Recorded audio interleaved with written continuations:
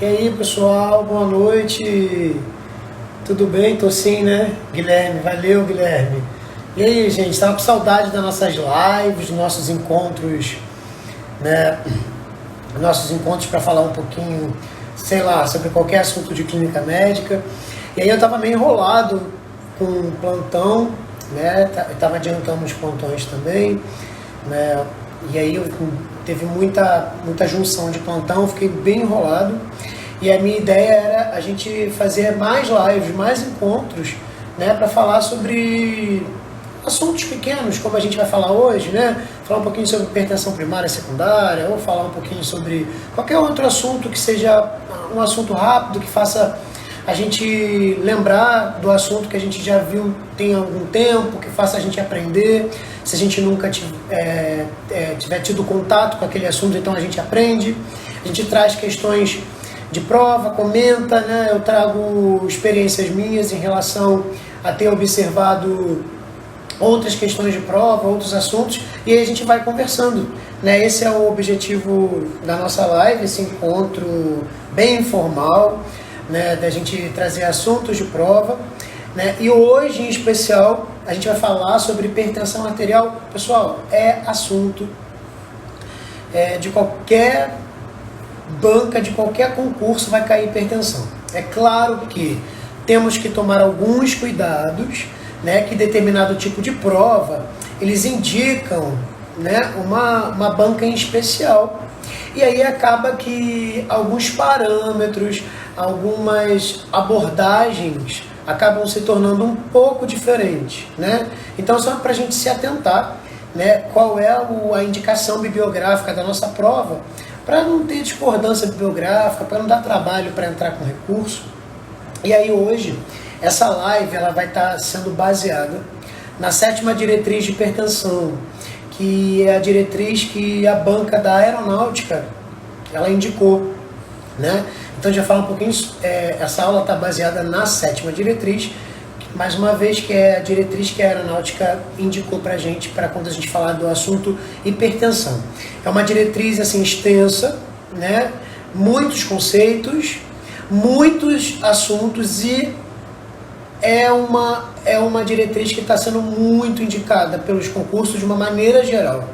Então muitos concursos estão indicando essa 7ª diretriz, é uma diretriz brasileira, né? Então tem esse diferencial, por isso que os concursos públicos de uma maneira geral da área da saúde estão indicando, porque é uma diretriz brasileira, são estudos brasileiros, levantamentos brasileiros, então por isso que está sendo bem pedido. E aí a aeronáutica desde o ano passado, se eu não me engano, ela colocou a indicação da 7ª diretriz, né? Caiu na prova do ano passado a 7ª diretriz e com certeza absoluta, né, vai cair nessa nossa prova agora, né, da aeronáutica em setembro, né? Então vai cair a 7ª diretriz com certeza. Então é um assunto que a gente tem que estar na ponta da língua, na massa do sangue, né? E aí na maioria dos indivíduos, das pessoas que estudam comigo, já tiveram esse assunto há um tempo atrás, né? Então provavelmente tem resumo, né? Mas o nosso cérebro é assim, se a gente não treinar ele, os conceitos acabam sendo perdidos, acabam escapando da nossa memória. Então o objetivo da live, de trazer esses conceitos, é a gente lembrar. E para você que está assistindo a live e falou assim, nossa, eu nunca nem ouvi falar nessa 7ª diretriz, eu nunca nem ouvi falar nessa indicação bibliográfica, né? Então fique esperto, porque é uma diretriz que a gente pelo menos tem que ter tido uma leitura, né, e resumo, né? Aonde a gente pode encontrar? A gente pode encontrar essa diretriz no Google, né? Então é só colocar lá no Google 7ª diretriz brasileira de hipertensão, tá lá um caderninho, então é fácil da gente conseguir o material, tá na internet, né? Então lá tem vários conceitos, é uma leitura extensa, como eu disse, pode se tornar uma leitura um pouco maçante, né? Mas o objetivo do professor, né, e eu me considero, né, como o meu papel principal é eu conseguir pegar essas leituras que podem ser leituras um pouco maçantes, que podem ser leituras um pouco mais complicadas e torná-las um pouco mais leve, um pouco mais fácil, trazendo bizus, treinando o nosso cérebro, treinando o cérebro de vocês, para que o assunto fique, para que o assunto fique um pouco mais fácil, tá?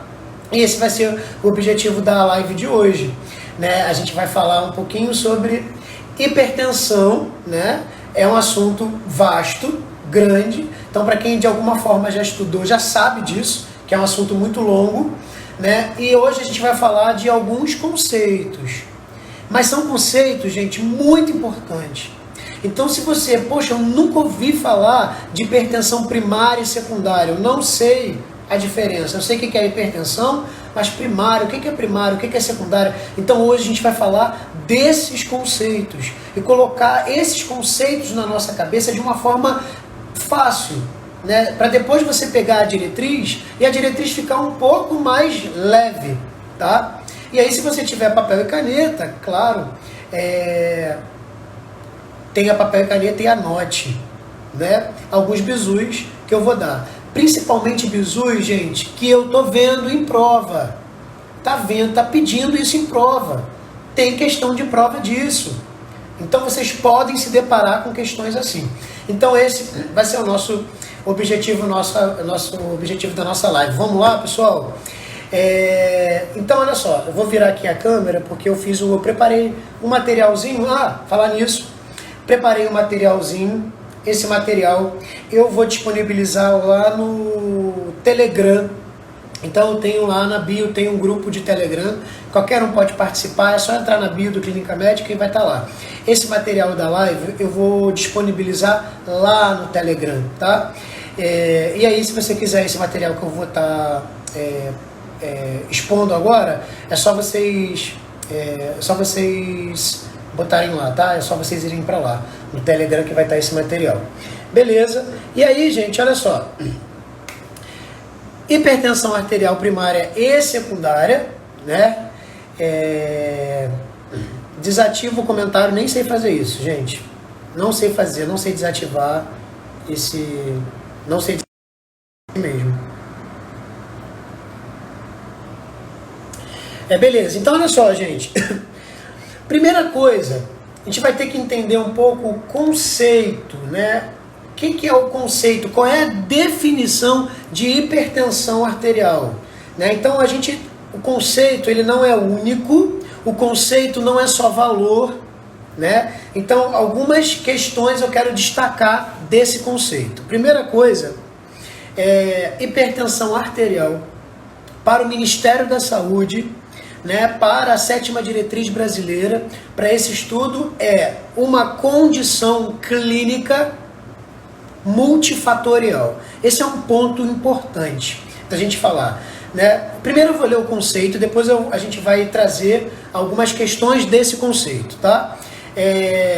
Condição clínica multifatorial, ou não, eu vou até acrescentar esse ou não, tá? E depois eu vou explicar o porquê.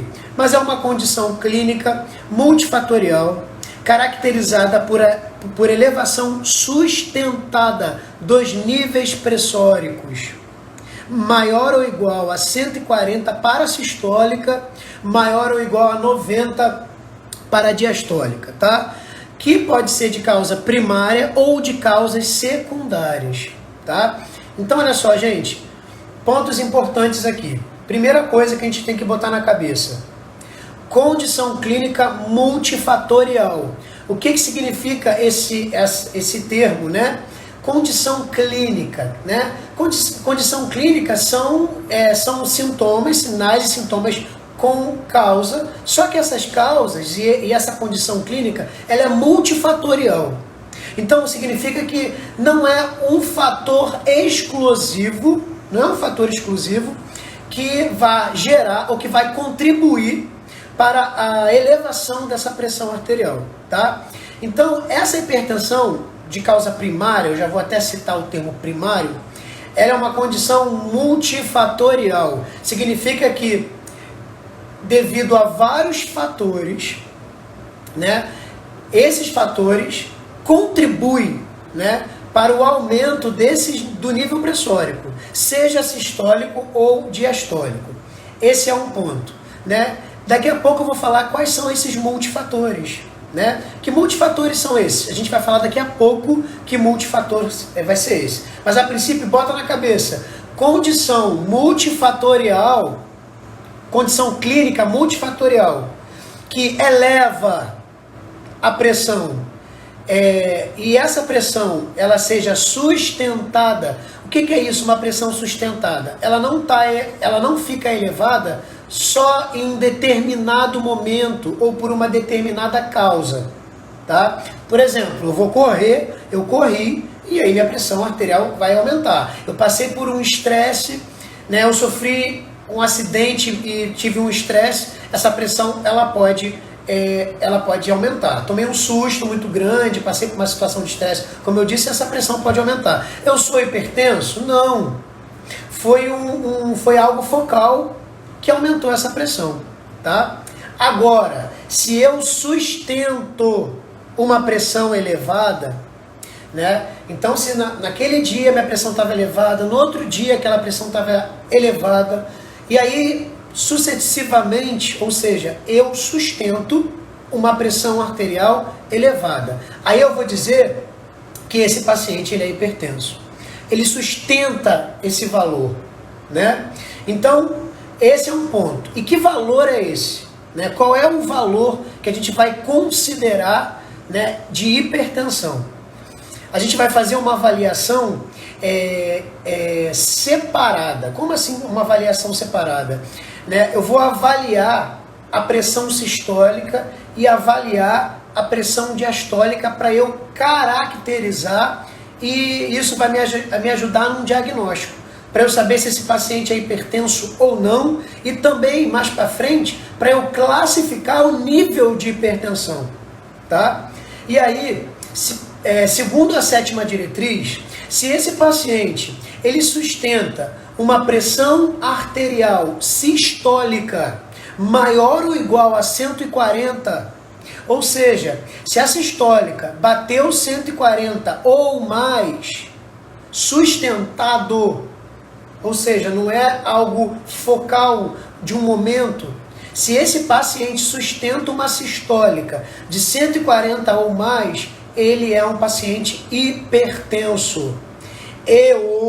Quando a gente diz ou, significa que ou 90 e 90. Melhorar a minha explicação. Se ele sustenta uma pressão arterial diastólica, que a gente vai chamar de PAD, se ele sustenta uma pressão arterial diastólica maior ou igual a 90, ele também será considerado um paciente hipertenso.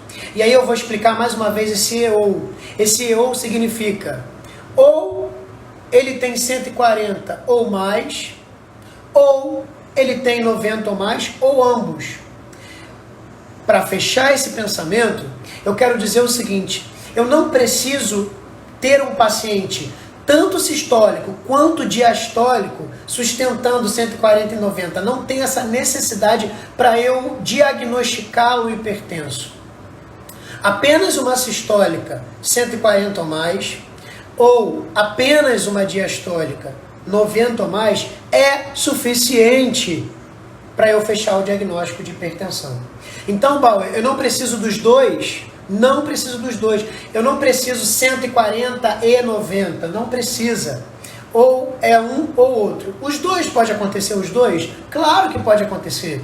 Eu posso ter um paciente 140 por 90? Posso. Mas eu posso ter um paciente 140 por 80. E aí ele vai ser hipertenso? Vai. Pela sistólica que está 140. Ou eu posso ter um paciente 130 por 90. 120 por 90. Pode acontecer? Pode. E ele 120 por 90, ele será hipertenso? Será. Desde que ele sustente os 90 dele. Então, gente, isso aqui é só um conceito. Então a gente vai considerar esse cara hipertenso quando a sistólica for igual ou maior a 140, ou a diastólica for igual ou maior a 90. Isso é um dado, valor numérico, tá? E aí a gente vai fechar o pacote, fechar os nossos olhos? Não, porque é muito comum a gente verificar a pressão de um paciente e falar aí 140 por 90. E aí? O que se faz com esse paciente? Qual é o próximo passo? Qual é o próximo objetivo? Qual é o mal que isso pode causar? E isso vem perguntando nas questões de concurso. E é isso que a gente tem que ficar atento.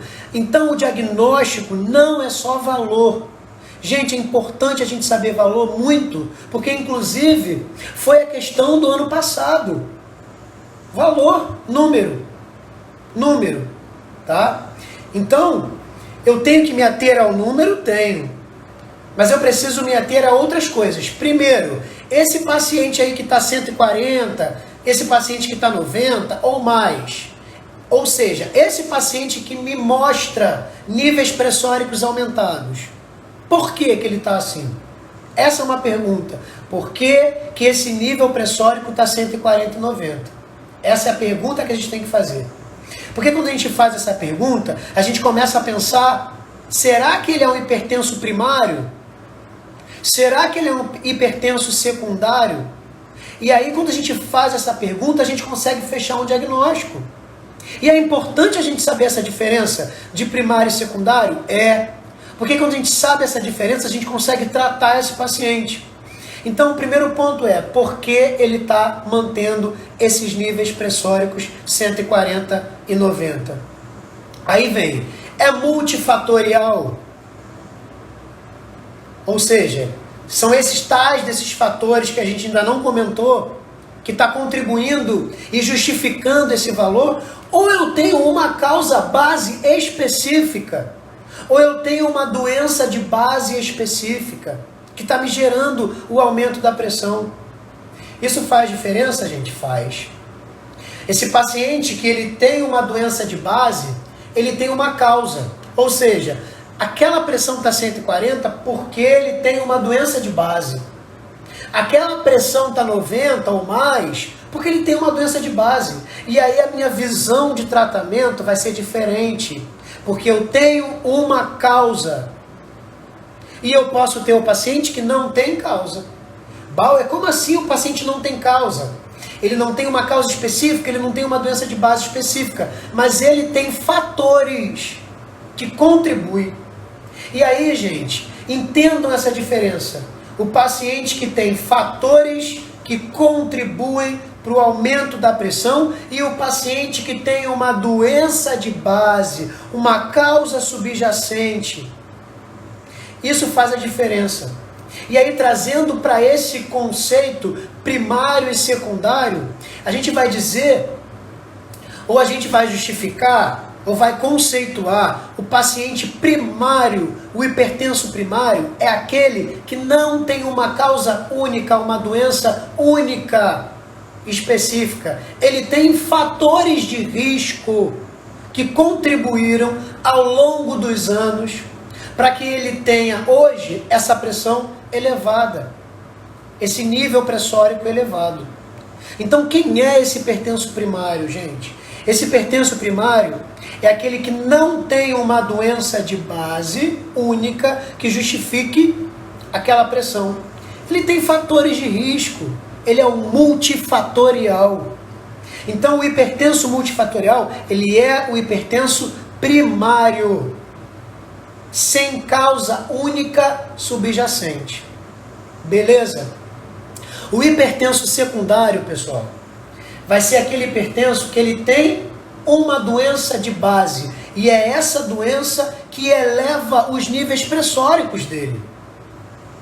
Então ele tem uma causa específica. E aí muda a nossa visão desse paciente. Por que muda a visão desse paciente? Porque se ele tem uma causa específica, e se essa causa específica tem tratamento, se eu tratar a causa específica, eu melhoro ou até mesmo curo essa hipertensão dele. Trazendo por um exemplo mais concreto, mais palpável, né?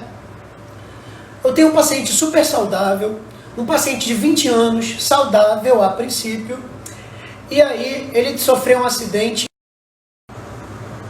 Vocês estão me ouvindo? Deu uma travadinha aqui. Então eu tenho um paciente a princípio saudável, né? E aí ele sofreu um acidente. Esse acidente ele teve, em consequência desse acidente, ele teve uma lesão renal, né? Ele se tornou um insuficiente renal. E aí, essa insuficiência renal pode gerar aumento da pressão arterial. Essa insuficiência renal pode aumentar a pressão dele. Então, esse cara, ele está hipertenso porque ele tem uma lesão renal. Então, essa hipertensão, ela não pode ser primária. Essa hipertensão é secundária ao problema renal. E isso a gente tem que deixar bem claro, tá? Então, quando eu tenho uma doença de base, e essa doença de base gera consequência de aumentar a pressão arterial, esse hipertenso, ele é um hipertenso secundário. Porque a doença de base dele gera manifestações, e essas manifestações incluem o aumento da pressão arterial. E aí o exemplo que eu dei são uma lesão renal, a insuficiência renal, né, um problema renovascular, eu vou comentar daqui a pouco. Né? Então ele tem um problema renal, e esse problema renal gera hipertensão. Então essa hipertensão é uma hipertensão secundária ao problema renal. Mais um exemplo, esse paciente, ele tem uma doença endócrina, um hipertireoidismo, e esse hipertireoidismo gera aumento da pressão. Então ele é um hipertenso secundário ao hipertireoidismo. Significa que se a gente tratar o hipertireoidismo dele, a gente pode, consequentemente, tratar a hipertensão, curar a hipertensão, ou reduzir os níveis pressóricos consideravelmente. Então, quando a gente diz que ele é secundário, quando a gente diz que ele é um hipertenso secundário, ele é um hipertenso secundário a alguma patologia de base. O primário, ele não tem patologia de base que justifique o aumento dos níveis pressóricos, mas ele tem fatores de risco. Ele tem fatores de risco, tá? E aí a gente vai comentar agora sobre isso. Né, sobre esses fatores de risco.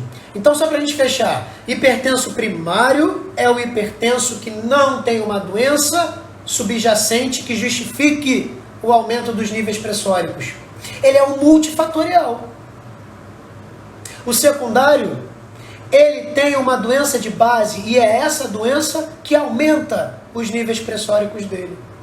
E agora a gente vai falar o que são esses multifatores e o que são essas doenças de base. Então, quais são os multifatores que gera a primária?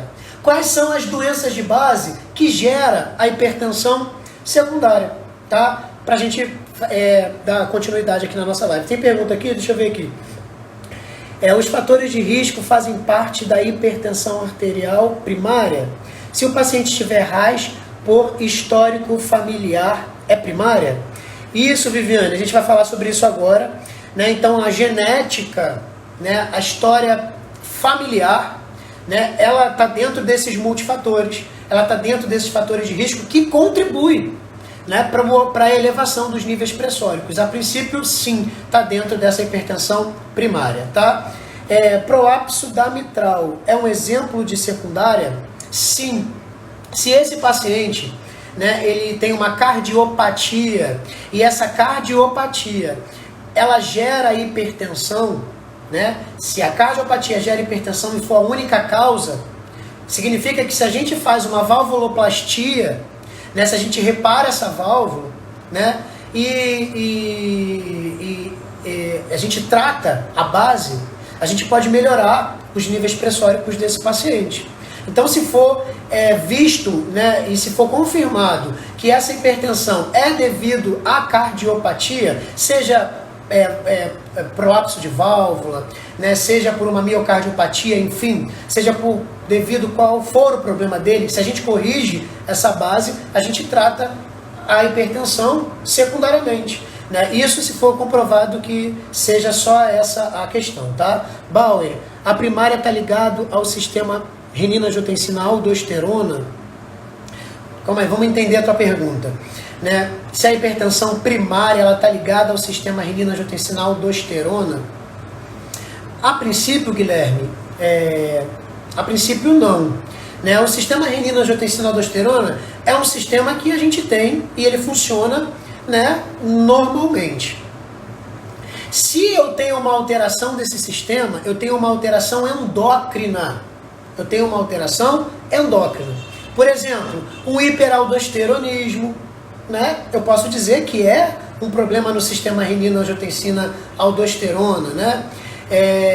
E aí, se essa alteração endócrina eleva a pressão, eu digo que esse paciente está hipertenso secundário a um problema endócrino. Síndrome de Cush, hiperaldosteronismo, né? São doenças endócrinas que aumentam essa aldosterona, esse hormônio, né, que faz retenção de sódio e de água, né? E aí eu tenho uma causa secundária. Eu tenho um paciente com um problema endócrino, que esse problema endócrino eleva os níveis pressóricos, tá? É claro que, talvez possa ser sua dúvida, eu posso tratar a primária, a hipertensão primária, utilizando os inibidores de ECA. Eu posso tratar a primária interrompendo o sistema renina, bloqueando o sistema renina-angiotensina-aldosterona e aí ajustando a PA desse indivíduo primário, tá? Mas a princípio, se eu tenho uma alteração do sistema renina-angiotensina-aldosterona e essa alteração gera aumentos pressóricos, eu tenho um problema secundário. Eu tenho um problema endócrino que me gera aumento dos níveis pressóricos, tá? Já ouvi dizer que quando tem falha nesse sistema, seria hipertensão primária. Não. Né? Isso aí é multifator, né? A primária é multifator e a gente vai comentar agora sobre esses multifatores, tá? São fatores de risco, né? O estilo de vida, alimentação, né? Então, isso tudo contribui para a hipertensão genética, isso tudo contribui para a primária. Se eu tenho uma falha no sistema renina, eu posso ter uma falha que aumente a liberação, que diminua, então depende também da falha. Eu posso ter uma falha do sistema renina-angiotensina que pode me gerar hipotensão. Mas a princípio, falha endócrina que gera hipertensão, então eu tenho um problema endócrino e esse problema endócrino que está aumentando a pressão. Então isso aí é uma hipertensão secundária. Beleza? Significa que se eu consigo tratar essa alteração do sistema renina-angiotensina-aldosterona, eu consigo tratar a hipertensão. Tá? E se a causa for essa, a gente pode considerar sim um problema secundário. Tá? Eu vou virar aqui a câmera, pessoal, para a gente dar continuidade aqui na questão dos slides. Tá? Ficou meio tortinho, deixa eu endireitar. Opa, melhorou. Então, olha só, gente. Ih, tá ruim, né? Pelo menos aqui para mim tá um pouco meio ruinzinho. Mas aqui para mim dá para ver. Não sei se para vocês está dando para ver aí. Mas a princípio, ó, fatores de risco para hipertensão arterial. Gente, esses fatores de risco é exatamente o multifator. Lembra que a gente falou? Hipertensão primária, multifatorial. Que multifatorial é isso? É esse, né? Quem é isso, né? São os fatores de risco. Então a somatória, a junção desses fatores de risco, isso vai contribuir para o aparecimento da hipertensão primária. Ou seja, são fatores que não é uma única causa. E muitos desses fatores não conseguimos nem modificar. Tá? E aí, olha só, por exemplo, idade, né? Idade é fator de risco. E aí, gente, para a 7ª diretriz, ele vem dizendo que quanto mais velho, maior é o fator de risco. Só que o estudo brasileiro, aqui no Brasil, mostrou que 68% dos indivíduos com mais de 60 anos são hipertensos. Trazendo para uma coisa mais concreta, significa o seguinte, que a cada 100 indivíduos com mais de 60 anos, 68 são hipertensos. Então, gente, a idade é fator de risco. Como que pode, né? Ou seja, bateu 60 anos, a princípio, mais de 50% é hipertenso. Então, a idade é fator de risco, sim. Esse é um ponto E é um ponto que tem que ser levado muito em consideração. Porque se chega um paciente com mais de 60 anos, eu espero hipertensão. Eu preciso avaliar e saber se ele é realmente hipertenso e qual é o nível de hipertensão. Porque, gente, hipertensão não é só hipertensão e acabou. Hipertensão gera muitos problemas graves. AVC, infarto, doença renal crônica, doença vascular. Então, é uma doença grave. Então, ela não pode passar batido. E esses fatores de risco também não podem passar batidos. São os multifatores, tá? Essa questão de negros como fatores de risco se dá pela questão econômica? Boa pergunta, né? E aí, gente, aproveitou a pergunta aqui, quando vai estar disponível no slide no Telegram? Quando a gente acabar aqui, eu consigo botar no Telegram, se eu não conseguir hoje, mais tardar amanhã, tá? Mas olha só, gente, sexo e etnia. Para a 7ª diretriz, ela é clara, maior em mulheres e negros, pretos, pardos e pretos, tá? Vai ser maior em mulheres e negros, a prevalência da hipertensão, tá? Em mulheres e negros, tá? E aí, se eu não me engano, 24%, né, em mulheres, né? E aí uma prevalência bastante em negros comparados, né, a pardos e brancos, tá? Tem uma prevalência um pouco maior. E aí a pergunta da Forges, né? Se isso tem a ver com a questão econômica. Muito, né? Então a questão do negro não é somente genética. Tem um estudo aí que mostra que tem realmente uma genética, enfim. Mas se dependesse só da genética, não teria diferença quase nenhuma. A principal questão aí é a desigualdade social. E aí vem, como assim a desigualdade social? Vem a questão de negros, a gente tem uma população maior, carente de negros, né, na parte socioeconômica, no poder aquisitivo, né, temos uma população maior de negros com esse poder aquisitivo mais baixo, e aí isso reverbera em uma atividade física, numa alimentação, numa informação do que é o alimento que se pode comer e do que não pode, do que se pode comprar, do que se consegue comprar. Então isso tudo vai gerar influência no aparecimento da hipertensão nessa questão de negros, né? Muito mais pela economia do que pela genética. Beleza? Mais um pouquinho, gente. Excesso de peso. Eu quero destacar. Sexo e etnia. Mulheres. A 7ª diretriz foi clara. Maior em mulheres e na população negra. Beleza. Principalmente em mulheres negras. Aí a gente vai ter aí um pouco mais dessa porcentagem, né? Um pouco mais do risco, né? De contabilizar esse risco, tá? O excesso de peso, a obesidade, sem dúvida, né? E a gente vai considerar esse paciente obeso quando o IMC dele for igual ou maior a 30. Né? Então, a população obesa, sobrepeso, né, tá dentro desses fatores de risco. Ingestão de sal, gente, alimentação, principalmente a ingestão de sal. Sal retém água. E a retenção de água, a retenção de líquido, aumenta a pressão arterial. Quanto maior a volemia, quanto maior o volume, maior será a pressão arterial. Maior será o trabalho cardíaco. Então sim, a ingestão de sal contribui, tá? A ingestão de álcool, né? Então ele vem dizendo 30 a 40 gramas de álcool por dia, né? Então o alcoolismo sim contribui para a hipertensão. Gente, sedentarismo destaca muito. Sedentarismo, não fazer atividade física regular. Uma atividade física com propósito. Isso é o sedentarismo. Tem alta prevalência de hipertensão, tá? E aí dentro dos fatores socioeconômicos, né? Dentro desses fatores socioeconômicos entra inclusive a escolaridade. foi visto que a hipertensão arterial ela está mais presente para quem não tem um fundamental completo, fundamental incompleto. E aí você vai falar, gente, qual é a relação? A relação é informação. A relação é o poder aquisitivo.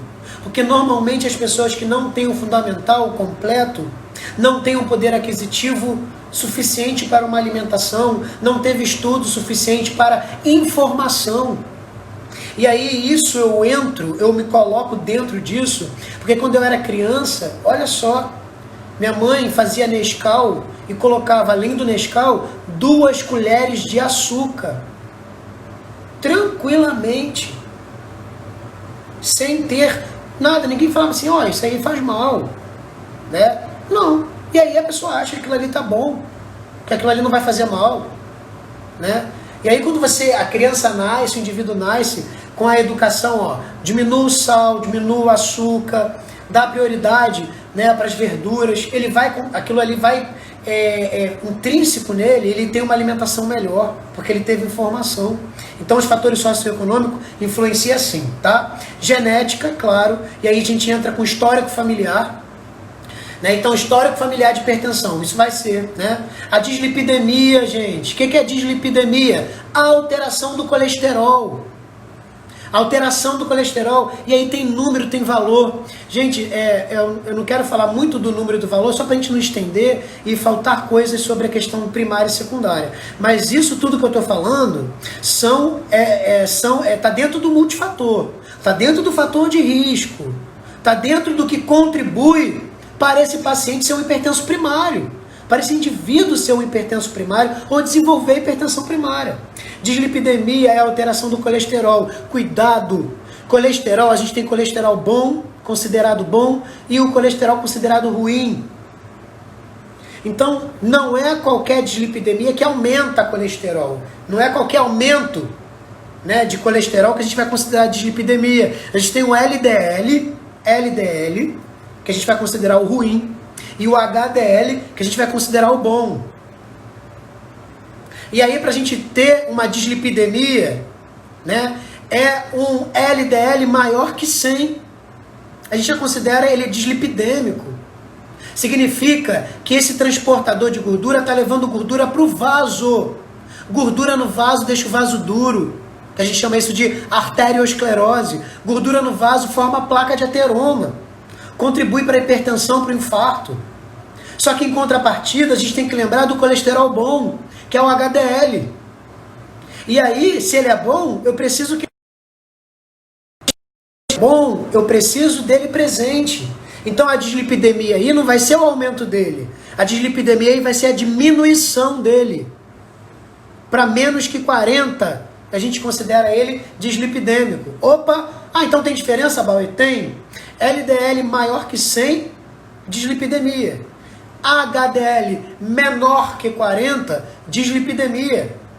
Porque aí eu preciso do aumento do ruim e ou a diminuição do bom para a gente considerar ele dislipidêmico, tá? A gordura abdominal, a obesidade abdominal também entra como fator de risco. E aí a gente considera, por exemplo, uma circunferência abdominal 102 ou mais para homem como fator de risco. Então bota lá a fita métrica. No homem, 102 ou mais é fator de risco. Para a mulher é 88. Tem uma pequena diferença aí, né? Então para a mulher, 88 centímetros ou mais de circunferência entra dentro desses fatores de risco. Então significa que na nossa avaliação a gente vai ter que ver a circunferência abdominal com certeza. Para a gente somar e entender se esse paciente está hipertenso por fatores de risco, por multifatores, ou se é uma causa de base, que a gente vai comentar daqui a pouco. Tá? E a questão do DM, né? Dele ser diabético, dele ser intolerante à glicose. Olha quantos fatores de risco. E aí, a gente vai considerar numericamente uma glicose alterada maior que 100. Ele não necessariamente precisa ser diabético, comprovado. Então, maior que 100 já está dentro do fator de risco, que é o pré-diabético. De 100 a 125 é pré-diabético. 126 já é diabético. É claro que 120, maior que 100 já é considerado fator de risco. Quanto mais, maior é o fator de risco, tá? Então, não precisa ser diabético, ele pode ser pré-diabético. Para entrar dentro desse fator de risco, a gente considera ele pré-diabético, uma glicemia em jejum maior que 100, porque tem outras formas a gente também observar e detectar, né, a diabetes ou a pré-diabetes, tá? Então, gente, deixa eu voltar aqui para mim, só para a gente fechar, senão não vai dar tempo, vai bater, eu não vou terminar a nossa live. Então, hipertensão primária, multifatorial. Quem é esse multifator? São os fatores de risco. Quais são eles? Idade. Quais são eles? Sexo e etnia. Principalmente dentro desse sexo e etnia, mulheres e negros, né? Alimentação, né? O sal contribui, o alcoolismo contribui, a parte socioeconômica. Sempre lembrando que quanto menor o nível de escolaridade, quanto menor a renda, maior vai ser a incidência da hipertensão, né? A genética, né? A história familiar, diabetes, dislipidemia, isso tudo é o tal do multifator. Isso tudo é o tal do que a gente vai avaliar, né? Para a gente quantificar e para a gente entender o que está aumentando a pressão. Se não tem doença de base e tem esses multifatores, esse cara é primário. Beleza? E aí, aumentando, e aí a gente, avançando aqui, hipertensão secundária. Gente, a hipertensão secundária, a gente já falou. Hipertensão secundária tem causa subjacente, comprovada, diagnosticada. Tem uma doença de base. E é essa doença de base que está aumentando os níveis pressóricos. Tá? Primária não tem base, tem a contribuição dos multifatores. Tá? Então é simples, gente. Se tiver doença de base, esse cara, e essa doença de base, é claro, justificar o nível pressórico aumentado, eu posso considerar esse paciente um hipertenso secundário a essa doença.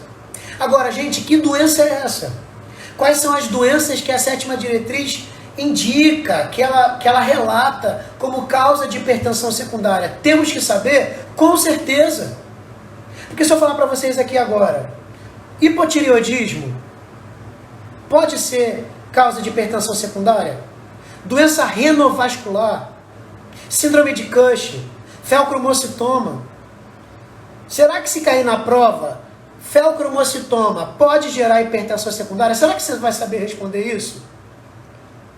Então, se você sabe, ok, vamos relembrar. Se você não sabe, gente, preste atenção, porque isso vem em questão de prova. E pode vir na prova do IAGS, quem for fazer a prova do IAGS. Quais são as doenças que aumentam os níveis pressóricos? Quais são essas doenças que a gente pode considerar secundária? Tá? E aí a gente vai falar sobre isso agora, senão não vai dar tempo, tá? Caraca, não ficou bom, né? Não tá muito bom aí a visão, mas dá para eu citar aqui, tá? Não vou poder falar hoje de cada doença. A gente pode até fazer outra live falando dessas doenças. Hoje eu só vou citar, tá? Né? Então a gente tem a síndrome, vou botar aqui virar para mim. A gente tem a síndrome da apneia e hipopneia do sono, obstrutiva do sono, tá? Então para aqueles pacientes que têm apneia do sono, né, para aqueles pacientes, né, que tem aqueles roncos e fica um período de apneia durante o sono, ele não tem um sono adequado, um sono saudável, e isso sim vai contribuir para o aumento da pressão. Isso aí pode ser uma causa secundária? Com certeza. Essa síndrome, né, da apneia ou da hipopneia obstrutiva do sono, tem tratamento? Tem tratamento. E se você trata essa síndrome, você melhora os níveis pressóricos. Porque os níveis pressóricos daquele indivíduo está aumentado porque ele tem a síndrome da apneia e hipopneia do sono, obstrutiva do sono. Então isso pode ser uma causa? Com certeza. Outra causa que está ali, hiperaldosteronismo. É uma causa endócrina, o aumento da aldosterona, síndrome de Cush, outra causa endócrina, hipertireoidismo, hipotireoidismo, outras causas endócrinas que contribuem para o aumento da pressão, do aumento da pressão arterial, tá? Outras questões aqui, só para a gente botar, que é nomezinho diferente, tá? Doença renovascular. Caraca, o que é isso? Nomezinho diferente. Renovascular, reno de renal, vascular de vasos, doenças, problemas, né, que impedem a chegada de sangue nos rins. E é óbvio que vai impedir a filtração, a liberação de líquido. Isso vai diminuir o ritmo de filtração glomerular, isso vai aumentar a pressão. Né? Uma estenose da artéria renal, uma placa de ateroma, um problema inflamatório, que seria a arterite de Takayasu. Né? Então, problemas inflamatórios, problemas nos vasos, que levam o sangue até o rim, né? Problemas nesses vasos, a gente vai chamar isso de um problema renovascular, uma doença renovascular que contribui para o aumento dos níveis pressóricos. Outro que a 7ª diretriz cita demais, coarctação da aorta. Seria um estreitamento, uma alteração do calibre em uma porção da aorta. Tá? Felcromocitoma é um tumor que faz liberação de adrenalina, e aí isso aumenta a pressão arterial, tá? E aí, dentre outros, gente, não tem como eu citar e nem explicar todas essas doenças. A gente pode fazer isso em um outro momento, numa outra live, mas eu quero que vocês entendam e saibam que tem doença que a 7ª diretriz indica, que são doenças que a gente precisa saber. Né? Se falar assim, paciente X tem doença renovascular, isso aí é um paciente que tem tudo para ser um hipertenso secundário, que tem felcromocitoma, ou seja, a hipertensão está sendo causada pelo felcromocitoma. E eu consigo tratar o felcromocitoma, eu consigo tratar o hipertireoidismo, e se eu trato a causa, eu posso curar a hipertensão, ou diminuir os níveis pressóricos consideravelmente. Então, para a gente fechar esse pacote, hipertensão secundária tem uma causa. Quais são elas? Síndrome da apneia hipopneia obstrutiva do sono, hiperaldosteronismo, doença renal, seja vascular ou parenquitomatosa, na parede, no tecido renal, coarctação, felcromocitoma, hipertireoidismo, acromegalia. Né? Então isso tudo são doenças que podem aumentar os níveis pressóricos. Significa que aquela pressão está alta secundariamente a essa doença, dentre essas aí que a gente citou. E aí eu consigo tratar a causa. Se eu consigo tratar a causa, a base, eu trato a hipertensão, eu reduzo os níveis pressóricos. Tudo bem? Professor, me explica. Dor é causa secundária de aumento da PA? Ele será considerado hipertenso, mesmo se a PA voltar ao normal? Não. Então aí, Viviane, boa pergunta, né? A dor, ela aumenta a pressão. Como o estresse, aumenta a pressão. Então, eu não sou hipertenso, mas se eu tiver uma dor, né, se eu tiver algum problema que me gere dor, isso me estressa. E eu posso chegar lá na emergência com 160 por 90. Eu sou hipertenso? Não. Não sou hipertenso. Porque para ser hipertenso tem uma palavrinha-chave, Viviane. Eu preciso sustentar aquela pressão. Então, a dor, tratei a dor, parou a pressão. Melhorei a pressão. Eu não sustento. Agora, diferente, mesmo desse cara aqui secundário, diferente desse cara com uma doença renovascular, ele sustenta essa pressão até que seja tratado a doença renovascular, até que seja tratado a coarctação. A dor não, a dor é um estado que a gente pode considerar momentâneo, né? E aí ele aumentou a pressão por causa da dor, passou a dor, pressão voltou ao normal. Ele é hipertenso? Não é hipertenso. Nem primário, nem secundário. Ele pode estar naquele momento com os níveis aumentados devido à dor. Beleza? E aí a gente fecha a pergunta assim, né? Só pra gente poder... E aí, gente, eu fiz um resuminho bem bonitinho, né? Depois vocês podem ver esse resuminho. Professor, ingestão de café tem algo relacionado? Né? Tem algo relacionado, sim. Mas assim, eu posso falar do café em outra live, só para eu poder fechar isso aqui, porque falta 8 minutinhos para acabar o meu tempo, mas existe até na questão de beber café, pode ser, ele indica café para melhorar a pressão, porém até um determinado miligrama de cafeína, e também tem que dar um tempo de 30 minutos se o paciente tomou café para verificar a pressão, então tem sim assuntos relacionados ao café, mas a gente pode deixar aí para uma outra live, tanto indicando para melhora da pressão e também podendo ser uma causa se for em excesso, e também o tempo, né? Beber o café tem que dar um tempo de 30 minutos, né? Pelo menos para verificar a pressão, mas aí a gente pode falar de outra live, tá? E aí olha só, resumo, olha só aqui gente, hipertensão primária, também conhecida como essencial, então ainda assim, né, a 7ª diretriz nem traz muito esse termo, mas eu vi muitas questões de prova com esse termo essencial. Né? Então, hipertensão primária ou essencial é a mesma coisa, tá querendo dizer a mesma coisa, tá? Beleza, hipertensão primária não tem causa subjacente, ou seja, não tem uma doença de base que gera o aumento dos níveis pressóricos, tá? E aí ela vai ser considerada multifatorial, e aí entra todos aqueles fatores de risco que a gente comentou.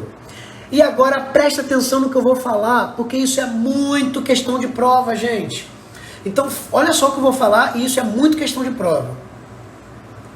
95% dos indivíduos hipertensos são primários. E aí, ó, já vi verdadeiro ou falso, né? A gente tem mais hipertensão primária ou secundária? Né? Primária, sem a menor dúvida, disparado, tá? 95% é primário. Ou seja, 95% está dentro desses multifatores que a gente comentou.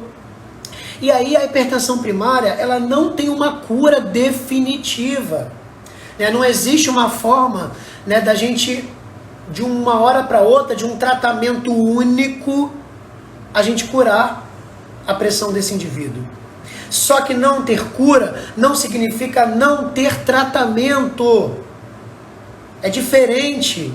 Então tem tratamento sim, tem controle sim, tanto com alimentação e tanto farmacológico, não vou comentar hoje, nem tanto da alimentação, nem o farmacológico por causa do tempo, mas tem controle e tratamento. Bizuzinho da secundária. Causa da hipertensão pode ser explicada devido a uma doença associada, melhor, uma doença de base, daquelas todas que a gente comentou. Tratar essa doença de base pode curar a hipertensão. Então a secundária ela pode ter cura sim, desde que a gente trate a hipertensão secundária. Desde que a gente trate a causa subjacente. E ela pode ter cura sim. E se não tiver cura, pode acontecer, melhorar demais os níveis pressóricos. Aquele indivíduo que estava batendo 180, ele ir para 130, 130 e pouco, 140, ele ficar um pré-hipertenso, ou até mesmo entrar dentro dos limites de normalidade, tá? Isso tratando o hipertireoidismo, tratando o hiperaldosteronismo, ou seja, tratando a doença de base. A gente pode curar a hipertensão, eliminar a hipertensão da vida desse indivíduo. E a prevalência da hipertensão secundária é 3 a 5%. Ou seja, bem pouco. Significa, gente, que a maioria dos hipertensos são primários. Tá? São primários. Mas não significa que não temos que investigar a hipertensão secundária. Precisamos investigar se a causa da hipertensão é secundária. Porque o tratamento vai ser diferente. Eu quero tratar a causa. Se ele tem causa, eu trato a causa. Se não tem causa, a gente controla. E aí isso aí é um outro assunto, tá? E aí, gente, só para aqui, ó. A gente falta... Mas deixa eu virar para cá. Cadê eu? Falta pouco tempo aí pra gente terminar. Gente, então a gente pegou os principais pontos de diferença de primária e secundária e o que está pedindo em prova. Primeiro, fator de risco. Primeiro, entender que primária não tem uma causa específica, tá? E aí, a secundária com causa específica, lembrando das causas, lembrando das doenças, tá? E aí, chegou o paciente, bateu 140 por 90 ou mais, ele tem que sustentar. E eu preciso investigar a causa, tá? E aí, só pra gente fechar nossa live, calma aí, só pra eu não errar. Dia 11 agora, temos projeto de hipertensão. E aí a gente vai falar sobre questões, né, farmacológica, tratamento, sobre as doenças secundárias, enfim, né, hipertensão mascarada, efeito do avental branco. Vocês lembram do efeito avental branco? Lembram da hipertensão mascarada? Tem diferença do efeito avental branco para a hipertensão do avental branco? Né? A gente vai comentar a 7ª diretriz inteira nesse projeto aí do dia 11. É dia 11, de 9 a meio-dia. Tem até um número de telefone para quem ainda não fez a inscrição, né? Os problemas de vocês também estão sendo avaliados, né? Para a gente ver quais são os problemas, enfim, né? De horário, enfim, de grana. A gente está avaliando aí, eu e a Bia está avaliando esses problemas, mas o objetivo desse projeto é a gente treinar questões. Então eu mando as questões, vocês fazem as questões e a gente comenta cada uma. E aí eu vou tentar voltar a fazer essas lives, tá? Essas lives pequenas aí e em assunto específico pra gente refrescar, pra gente lembrar, tá? E aí espero que vocês tenham gostado da nossa live, né, de hipertensão primária e hipertensão secundária, as principais diferenças, enfim, tudo que tá vindo aí de prova, tá, gente? E aí falta agora 2 minutos para acabar a nossa live. Gente, a prova está chegando. Força, foco, objetivo, estudem, não deixe a peteca cair, né? E aí, olha só, vou dar um spoiler. A gente vai fazer uma live com a 01 do ano de 2 anos, eu não lembro, não sei agora. A gente vai fazer uma live com a 01, ela vai falar como ela estudou, como é que foi ser 01, né? Então vai ser uma live bem legal, bem diferente. Eu ainda vou falar aí o dia. Ela vai falar como é que foi a prova dela, como é que foi estudar, como é que foi ela se sentir a bam 01 do Brasil, é muita onda, né? Então ela vai falar como é que foi os estudos, como é que foi ser isso, né? Como é que foi a escola, como é que tá a unidade, porque ela já é sargento, ela já é 3º sargento. E aí a gente vai fazer uma live ao vivo aí com ela. E aí também não percam essa live que vai ser muito legal. E aí também, gente, oportunidade dos projetos aí, como eu disse, tá? E eu vou botar o material de hoje lá no Telegram, tá bom? Nem tô tendo crise de ansiedade. Nem tô tendo crise de ansiedade. E aí vai ser uma live bem legal. Vai acabar aqui meu tempo, tá, gente? Boa noite, beijo, fiquem com Deus, um abraço, estudem, e aí mande perguntas se tiver, eu vou tentar responder, às vezes eu demoro, eu sei, mas é porque eu fico um pouco enrolado, tá? E a gente vai tentar dar aí continuidade para nossas lives. Se vocês quiserem assuntos específicos, mande aí pra gente os assuntos, que a gente pode falar esse assunto aí, tá? Beijo, boa noite, vou encerrar e vou deixar gravado aqui, eu acho que dá para deixar gravado por 24 horas aqui, tá?